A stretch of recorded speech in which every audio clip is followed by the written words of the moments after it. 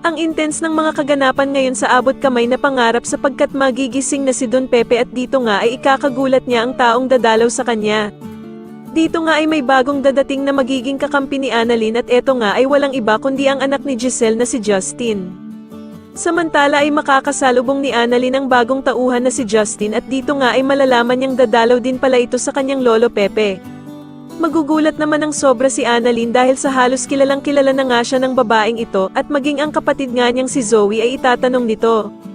Sa kabilang banda naman habang wala pa ding malay si Don Pepe ay ikwakwento sa kanya ni Annalyn ang babaeng nakilala niya na kilala din daw si Lolo Pepe.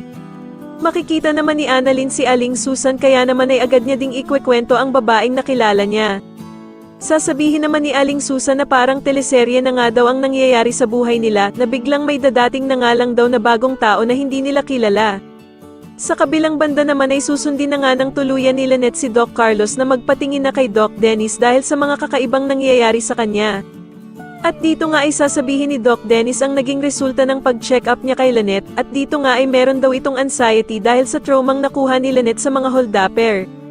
Samantala sa wakas nga ay magkakatagpo na ang mag-ina na matagal nang nagkawalay na sila Giselle at ang anak nitong babae na si Justin. Subalit hindi magiging maganda ang kanilang unang pagkikita sapagkat may matatapunan ng kape itong si Giselle.